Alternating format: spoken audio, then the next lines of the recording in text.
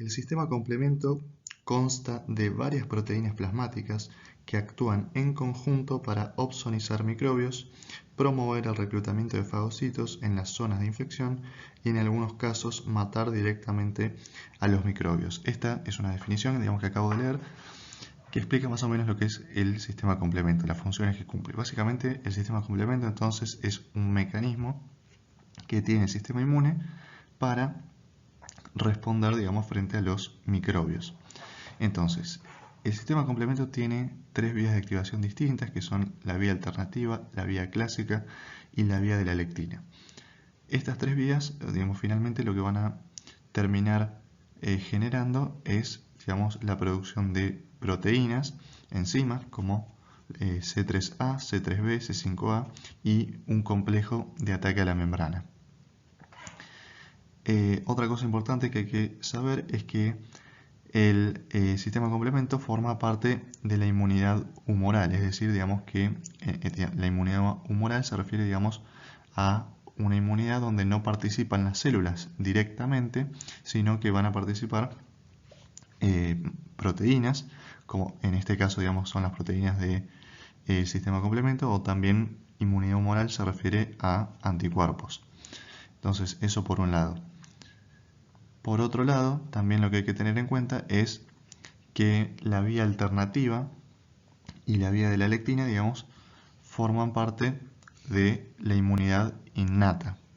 Es decir, es una inmunidad no específica y no genera memoria. Es decir, simplemente las células de la respuesta inmune innata lo que van a hacer es reconocer y responder a los patógenos, de forma general, o sea, no es específica.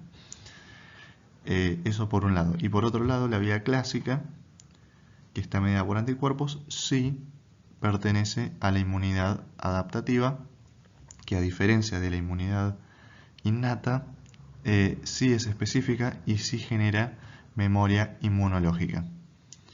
Entonces, eso por un lado. Entonces, explicando esto que está en la imagen, es, las tres vías que dijimos: vía alternativa, vía clásica y vía de la lectina. La vía alternativa es el microbio que termina, activando el sistema complemento.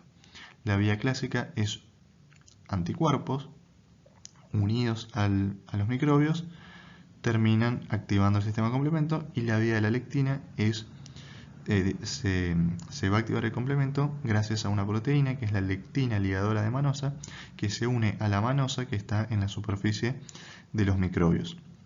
Entonces, a través de estas tres vías se termina, por alguna de ellas, se termina activando el sistema complemento. Una vez que se activa el sistema complemento, lo que va a pasar es que esta proteína C3 va a pasar a C3b y C3a. C3a lo que va a hacer es producir inflamación, y C3b, acá dice opsonización y fagocitosis. Eso quiere decir que va a unirse a la superficie de los microbios, va como de alguna manera marcarlos para que luego sean fagocitados por neutrófilos macrófagos.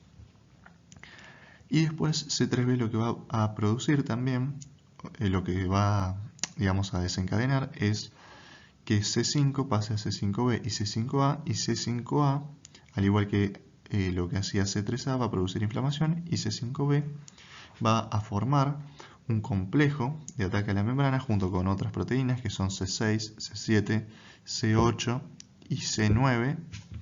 Bien, se forma este complejo de ataque a la membrana, que se llama así porque lo que va a hacer es formarse en la membrana plasmática, generar un agujero a través del cual va a ingresar agua e iones a la célula, y eso va a producir la lisis del microbio. O sea, de esa manera termina defendiéndose frente al microbio porque se lo termina rompiendo.